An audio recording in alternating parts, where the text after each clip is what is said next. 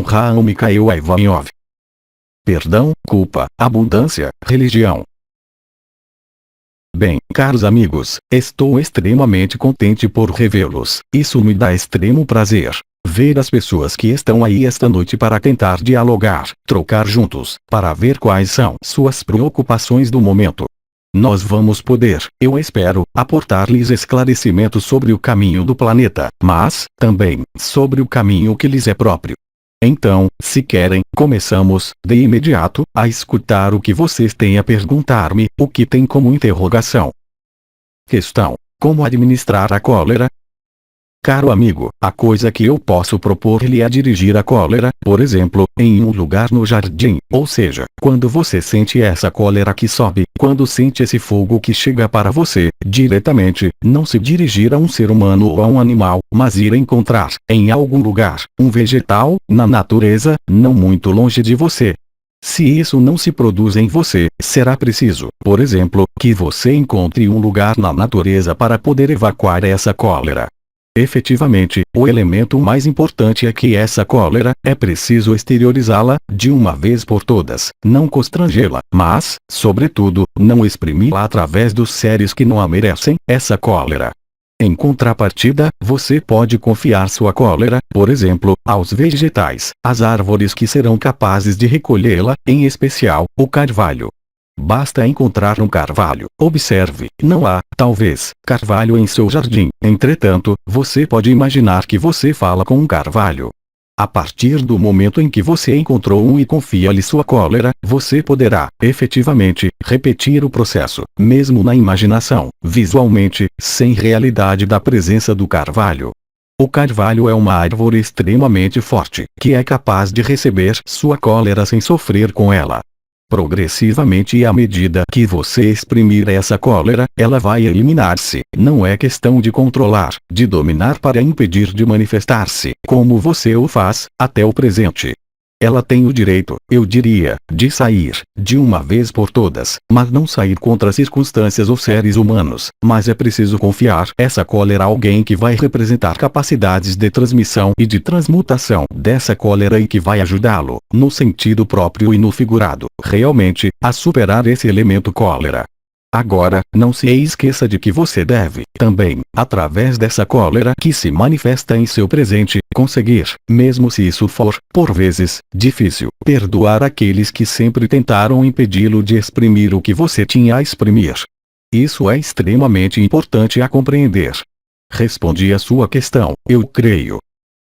Questão: como fazer para perdoar? O melhor modo de tentar perdoar em relação ao que aconteceu na vida, ao que os feriu, não é trabalhar no perdão, porque o perdão é algo que acontece naturalmente, a partir do momento em que a personalidade tende a apagar-se diante da vontade da alma, ou seja, diante do amor que você é, diante da divindade que você é. É extremamente importante, para perdoar, chegar a um nível de consciência diferente daquele que é comum.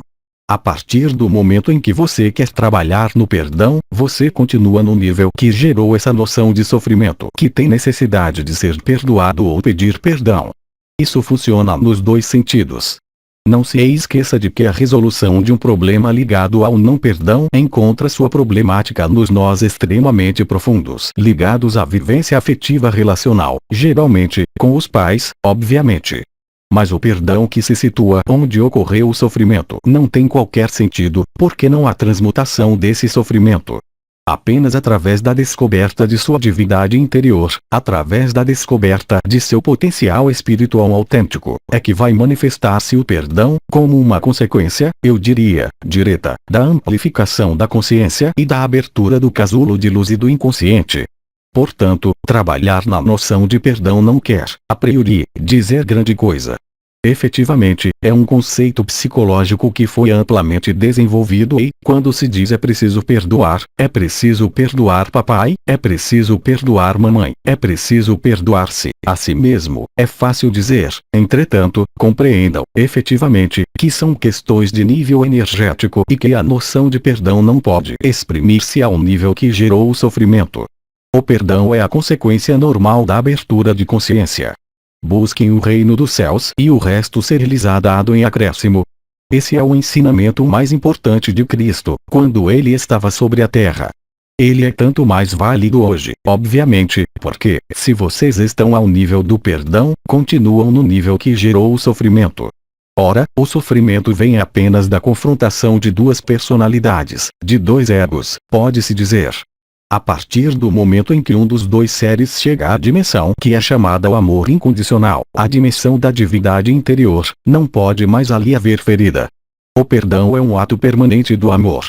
O amor é perdão, o amor é transcendência. Então, obviamente, pode-se analisar intelectualmente, mentalmente, emocionalmente o que quer dizer perdoar, mas, a partir do momento em que a consciência do ser humano coloca-se em uma problemática que ocorreu no passado que, hoje, vocês exprimem um ressentimento que necessita de um trabalho de perdão, vocês vão reativar a energia do passado, vão reativar o que apenas demanda apagar-se e que, no entanto, perturba-os em seu presente. Portanto, a solução não está, necessariamente, no querer, a todo custo, perdoar com o intelecto, com o coração, eventualmente, mas que, frequentemente, é compreendido, não como o coração, mas como uma emoção, um sentimento. Ora, o coração não é uma emoção, não é um sentimento. Nós já tivemos a ocasião de falar disso, isso se situa ao nível da terceira dimensão. O mais importante é encontrar sua divindade interior. O perdão virá sozinho, a partir do momento em que vocês tocarem com a alma seu nível divino. Naquele momento, o perdão far-se-á automaticamente porque, ao nível da alma, não pode haver não perdão.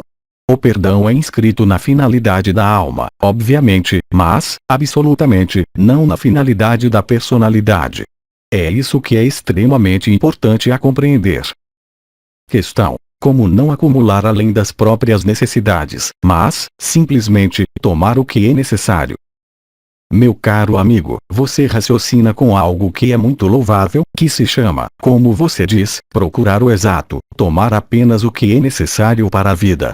Fala-se muito, hoje, efetivamente, é extremamente louvável, do que se chama tudo que é renovável, do que se chama o justo partilhar das coisas. Mas, se adota esse princípio, você vai, necessariamente, entrar em um processo de autolimitação. Por que viver a limitação? O Pai é abundância total, o Pai não é limitação ao nível de sua terra, ao nível do dinheiro, ao nível de tudo. São níveis de separatismo daqueles que dirigem, realmente, hoje, o planeta, que empreenderam tomar o controle em todos os níveis energéticos, ao nível dos recursos nutricionais, ao nível dos recursos alimentares, ao nível dos recursos dos medicamentos. Mas a própria vida é abundância, portanto, se você parte desse princípio, vai limitar-se, a si mesmo, talvez, o que não é bom em relação à sua alma.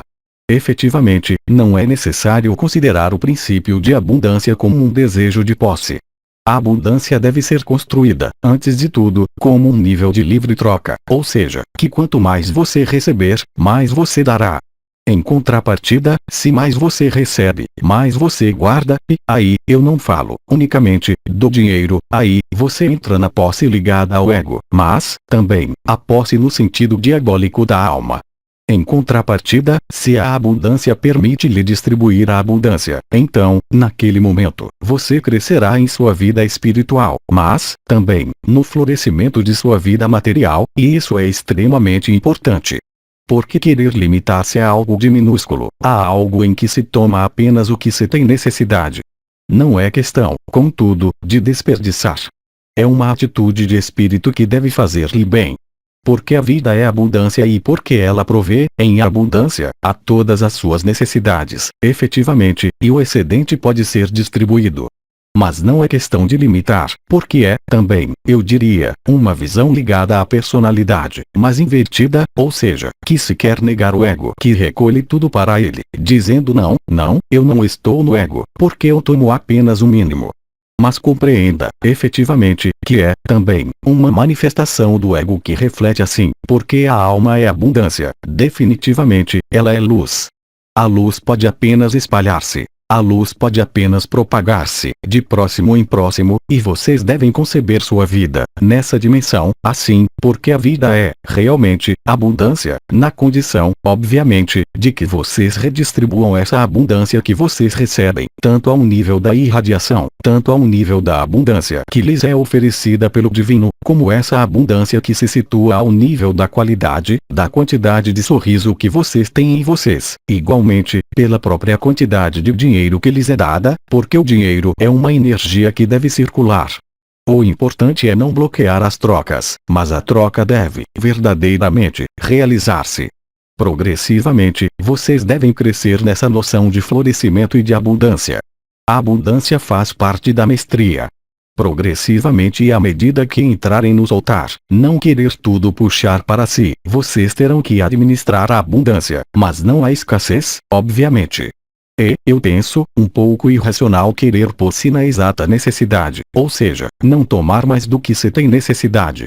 Vocês devem tomar a totalidade que lhes é oferecida, mas redistribuí-la, mas não bloquear o movimento, unicamente, ao nível da satisfação, mesmo mínima, de suas necessidades porque, aí, vocês entram, também, em um processo que é ligado ao ego, eu diria, um pouco invertido. Não é pejorativo o que eu digo, mas é preciso, efetivamente, compreender que a vida e a luz são abundância, na terceira dimensão, como em outras dimensões, e é preciso aprender a gerar a abundância e não a escassez. A escassez é um conceito que foi, livremente, introduzido por aqueles que querem apropriar-se de todas as riquezas e não querem redistribuí-las. O problema vem daí. Agora, se vocês aceitam permanecer na escassez ou na exata necessidade, naquele momento, vocês fazem o jogo daqueles que se enriquecem. Os seres espirituais, os seres que procuram a luz podem, eles também, enriquecer-se, em todos os sentidos do termo, enriquecer-se não para guardar, mas para redistribuir. Isso é extremamente importante. Questão: poderia falar-nos do sentimento de culpa? Perfeitamente. A culpa é algo que é sentido, sente-se culpado por ter agido mal, sente-se culpado por fazer o mal, sente-se responsável por tudo o que acontece. No entanto, é algo que foi inscrito, gerado, eu diria, em modelos educativos introduzidos pelos pais, pelos educadores, pela escola, sobretudo, pelos pais, mas, também, por vezes, os irmãos e irmãs que havia em sua vida. A culpa faz parte inerente de todo ser humano. Compreendam, efetivamente, que tudo o que foi construído, em tempos imemoriais, eu diria, isso remonta a 50.000 anos, mas não antes, desde a gênese do que se chama o corpo astral, o corpo de desejo, o corpo da personalidade, é baseado na dicotomia entre o bem e o mal. Ora, a culpa inscreve-se onde? Ela se inscreve, obviamente, na noção de mal, algo que é mal. O mal e o bem fazem, profunda e definitivamente, parte de sua manifestação na terceira dimensão, porque é o que permite escolher, é o que permite julgar sem parar entre o que é bom e o que não é bom. A culpa faz parte do que não é bom. É preciso, efetivamente, compreender que é algo que, como eu dizia, é inscrito em todo ser humano, porque há a encarnação, e o objetivo da vida é desenvolver o bem. O bem é o quê? O bem é o que se dizia na questão anterior, é a abundância, é o amor, é a luz, é a expansão, é o que vai contra fatores de limitação, é o que vai permitir encontrar o florescimento interior, que vai reportar-se à alma. Agora, não é questão de analisar, tampouco, a culpa. O importante é, verdadeiramente, confiar seus problemas, que o incomodam em sua evolução, mesmo se isso lhe pareça bizarro. Não há um psicanalista, não há um psicoterapeuta, mas, verdadeiramente, confiá-los a uma árvore, como eu dizia há pouco. Você constatará, muito rapidamente, que isso vai ajudá-lo. Além disso, acessoriamente, você não terá necessidade de pagar a árvore, isso lhe custará menos caro, de qualquer modo. Questão: porque me sinto, por vezes, desesperada, como desligada de tudo? Cara amiga, em seus casulos de luz observa-se que você é alguém que, frequentemente, viveu nos apegos aos ideais, apego aos filhos, apego ao afetivo, frequentemente, com laços extremamente fortes, que você procurou construir, você mesma, por sua personalidade. Ora, o trabalho espiritual que se faz há algum tempo provoca, justamente, uma noção inversa daquela que construía sua vida até o presente. Efetivamente, a passagem à quinta dimensão acompanha-se de algo que é muito novo e, sobretudo, para aqueles que não têm experimentado essa noção de desapego ligado à própria evolução espiritual. Mas a quinta dimensão necessita de um desapego, ou seja, não se pode evoluir mantendo estruturas obsoletas e, sobretudo, não se pode evoluir tentando criar laços extremamente potentes, extremamente fortes com o que faz nossa vida. O que não quer dizer que se deva estar desapegado, cortado de todos os laços para não estar com ninguém. Eu não disse isso. Eu disse, simplesmente, que as relações entre os seres, com as energias, com o ambiente devem construir-se através de algo que está nesse desapego. O desligamento, tal como você o sente para você, algo que é privado da visceralidade, eu diria, da emoção e do afetivo. Mas é uma transformação extremamente importante. Está-se na fase, eu diria, final, dessa transformação planetária. É extremamente importante que todas as relações sejam coloridas por esse desapego e que, mesmo se isso lhe pareça doloroso, não há risco de perda do que quer que seja. Há, ao contrário, um florescimento porque, a partir do momento em que se tornam livres as circunstâncias de sua vida, a partir do momento em que se tornam livres as relações que se estabeleceram com os seres, as coisas acontecem de maneira muito mais fluida e entra-se no mecanismo que corresponde à emergência da quinta dimensão, que eu chamei a sincronia, a fluidez da unidade, que é algo de extremamente importante. Então, por vezes, quando não se tem o hábito do desapego, tem-se a impressão, quando se vive isso, que se sente em uma espécie de vazio, porque não há emoção que é ligada, porque não há a impressão de que, para gerar o afetivo ou para gerar o amor, há necessidade de haver oposição. Isso é algo de novo para você, mas, creia-me, na quinta dimensão e nas dimensões que são situadas acima dela, é extremamente importante abordar esses novos mundos e esses novos modos de funcionamento, através desse desapego que não é o vazio, mas que é contrário, eu diria, à plenitude de uma emoção equilibrada que tem por nome a ausência de emoção, ou seja, ao real. É preciso redefinir, em você, o que você chama amor. O amor não é apego, o amor é liberação, liberdade total do outro, mas, sobretudo, de si. Todas as suas relações afetivas que existem neste planeta, na maioria a mais absoluta dos casos, é ligada ao que se chama a relação deformada de chantagem, entre aspas, ou de laço, ou seja, eu ajo assim porque você é assim, mas, se eu quero isso, eu ajo assim. Perde-se, naquele momento, a espontaneidade. É importante restabelecer o que você chama esse desligamento, é algo, ao contrário, que é preciso tentar cultivar. Você verá que, quanto mais cultivar esse estado, mais você entrará na serenidade. Depois, você entrará na calma, afastará de si a tempestade. Isso é válido em todas as relações que você estabelece e que são o seu mundo no qual você evolui. Isso é fundamental a compreender, cara amiga. Questão: como se pode diferenciar o desapego de um desinteresse? A coisa é totalmente diferente. O desapego provoca uma plenitude interior, sente-se realmente pleno, sente-se realmente habitado. Habitado pelo quê? Primeiramente, pela divindade, primeiramente, pelo sentimento, que é um sentimento e não uma emoção, de algo que é completamente autêntico. É o que se chama a fluidez da unidade, é o que se chama um estado de alinhamento total com a própria alma. O desinteresse, em contrapartida, provoca uma dessecação, ou seja, o inverso de uma plenitude. Então, há uma etapa intermediária na qual, efetivamente, o desapego pode ser considerado como um desinteresse, porque isso não corresponde a como se funcionava, isso não corresponde a como se foi educado, isso não corresponde ao que se havia projetado ao nível mental.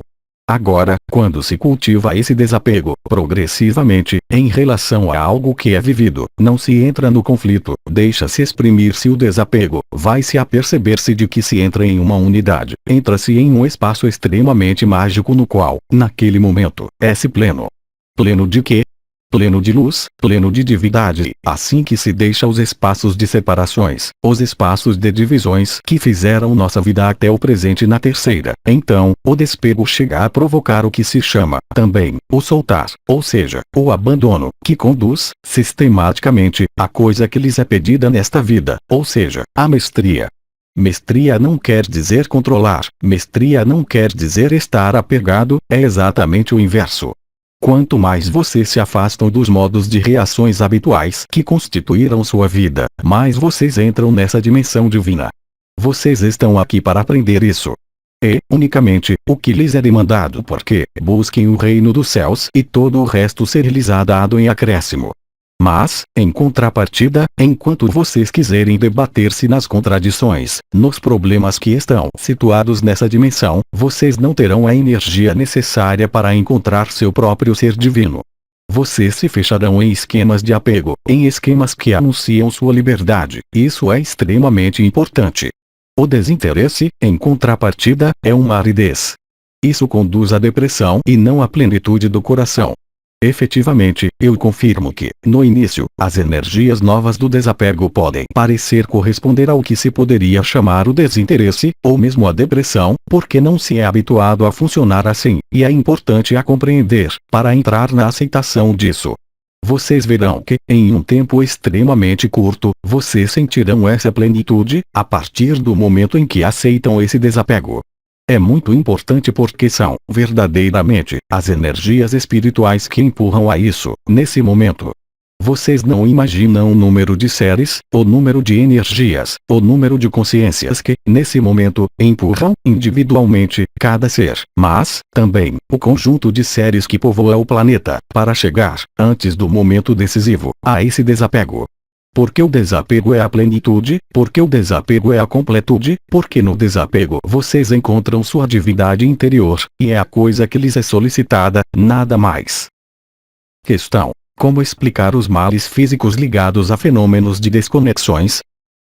Primeiro, seria preciso explicar o que você chama desconexão, caro amigo. O que eu observo em seus casulos de luz é que há, efetivamente, uma facilidade extrema para conectar, eu diria, realidades ultrassensíveis, mas há, em você, um medo fundamental e visceral dessa realidade ultrassensível à qual você está conectado, realmente. Esse sentimento de desconexão é ligado a um trabalho de enfraquecimento, eu diria, que é feito por sua personalidade interior, para fazê-lo crer que essa desconexão conduz ao neante, conduz a males físicos e, portanto, que é preciso, absolutamente, evitar encontrar-se confrontado a esses mundos. E, no entanto, devido ao seu conhecimento, devido à sua vida e devido ao seu caminho de alma, é o que você escolheu experimentar. Portanto, de algum modo, você se comporta como uma criança mimada, você recusa algumas coisas que estão aí, que fazem parte de sua vida. E isso cria, efetivamente, males físicos, isso pode provocar uma falta de sopro extremamente importante, como o sopro cortado. A origem de seu desconforto vem daí, ou seja, o que você chama desconexão é você que se desconecta em relação à realidade lá de cima, para não encontrar-se confrontado ao que você tem medo de ver. Questão: como fazer para elevar-se, quando se sente à vontade, à necessidade? Boa questão. De que tem necessidade, um ser humano, para crescer? Há a luz para crescer, a mestria para crescer na abertura espiritual. Bem, primeiramente, ela tem necessidade, essa alma, de ser alimentada, de ser regada e, a partir do momento em que a alma exprime o desejo de crescer, obviamente, as sincronias, os reencontros e tudo o que faz o ambiente da vida irá ao sentido dessa autêntica sede de crescer. Agora, como fazer para crescer? Bem, será que é, realmente, questão de fazer? É questão, antes, de ser, é extremamente importante. Ser não quer dizer, necessariamente, fazer. Ser não quer dizer, necessariamente, ter. Ser, isso quer dizer, sobretudo, estar completamente consciente do instante que passa, do instante presente. Estar presente a si mesmo permite crescer. No entanto, tudo que bloqueia o ser humano em seu crescimento são, obviamente, os apegos, e, obviamente, o passado. É tudo o que quer arrastar nosso sistema para apegos ligados ao passado, os modelos condicionantes, os apegos que foram construídos por nossos ancestrais, mas, também, pelos modelos educativos, mas, também, pelos modelos religiosos. É preciso, efetivamente, compreender, como dizia, por exemplo, Krishnamurti, que vocês são seres ilimitados. A única diferença entre vocês e eu é que eu sabia, totalmente, e de maneira inabalável, já, em minha encarnação e muito jovem, que eu era um ser de luz. Vocês, ainda, não o aceitaram. Bastaria, no entanto, aceitá-lo, numa pequena porcentagem, para que todas as coisas desenrolassem-se de maneira mágica, na magia do amor. É preciso, sobretudo, aceitar estar no instante e deixar penetrar em nós a totalidade da divindade. É tudo o que é demandado. Isso se junta a outras questões que foram postas. Eu creio que o mais importante para crescer não é saber quem foram há 2000 anos, o importante para crescer não é encontrar uma técnica de meditação, de oração ou técnicas, também, que eu desenvolvi em minha vida e que eram válidas, naquela época, como a paneuritmia, como outras técnicas. Efetivamente, são ferramentas que são, por vezes, úteis, para esquecer-se da personalidade, mas o objetivo não é tornar-se divino através da técnica, o objetivo é esquecer-se, no espaço de um instante, da personalidade interior militante.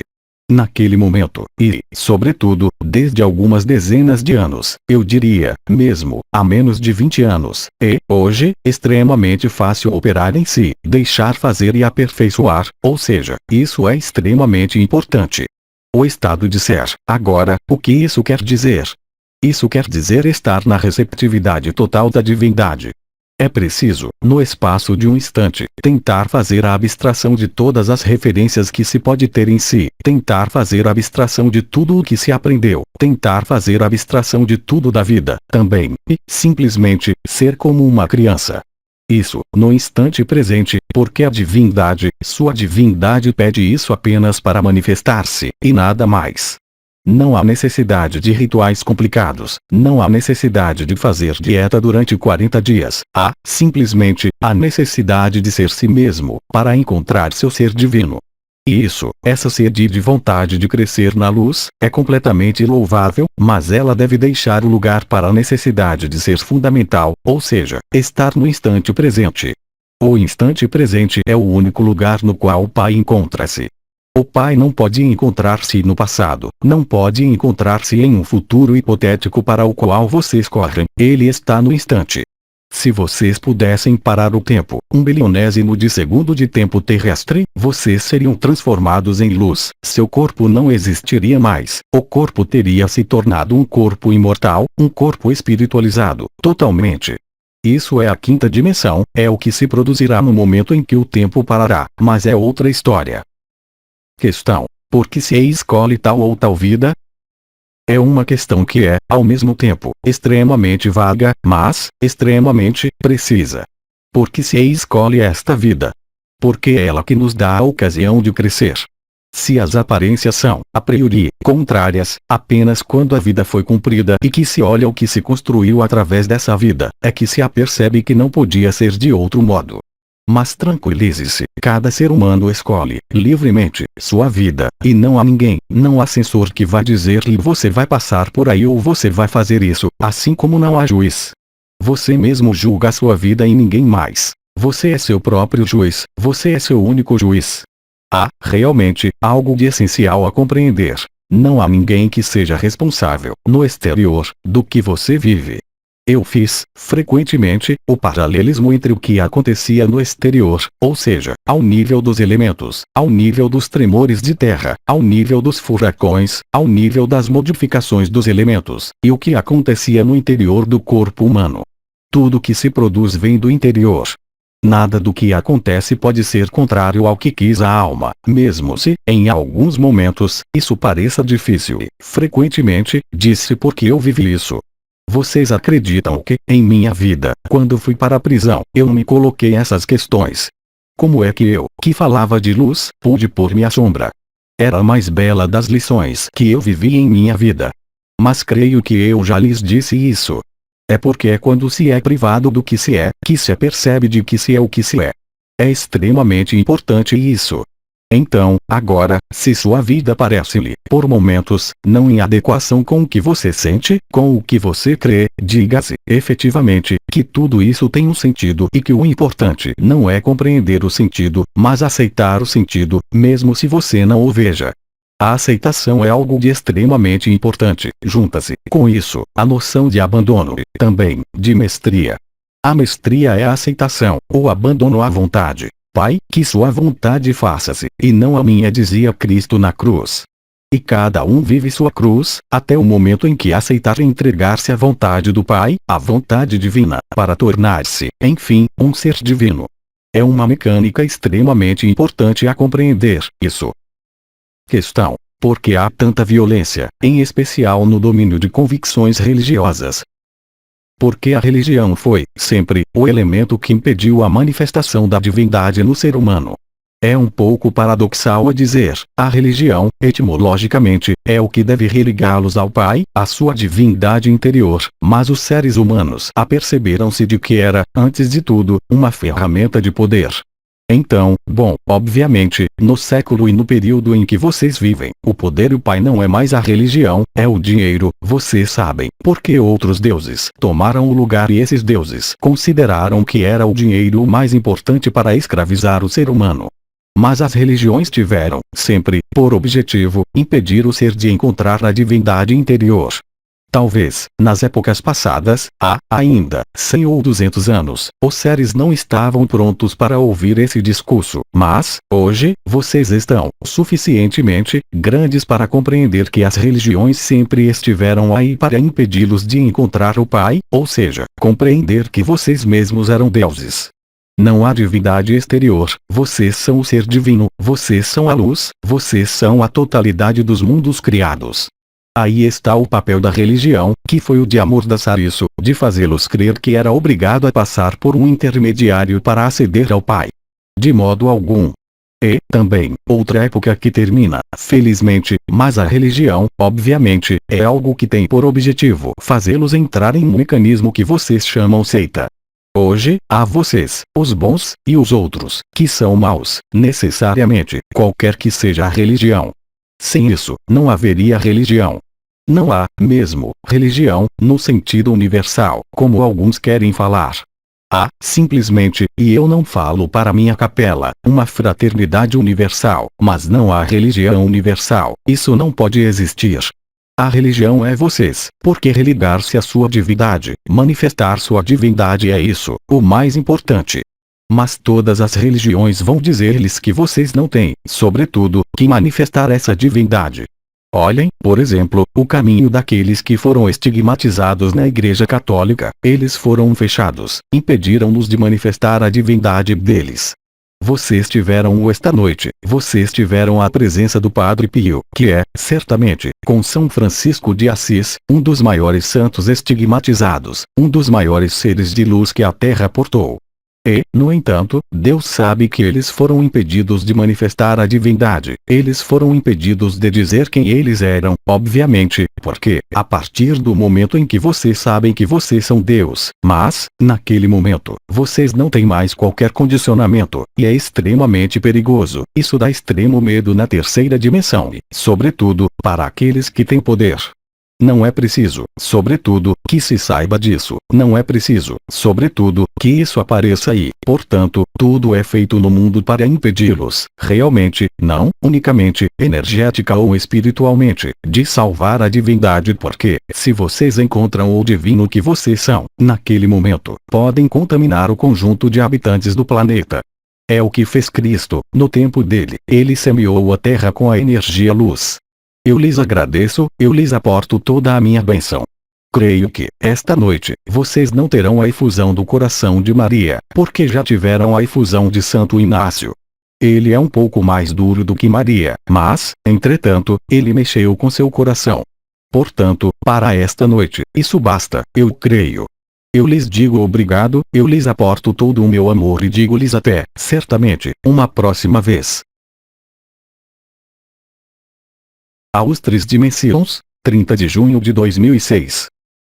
Tradução do francês. Célia G. Mensagem atemporal.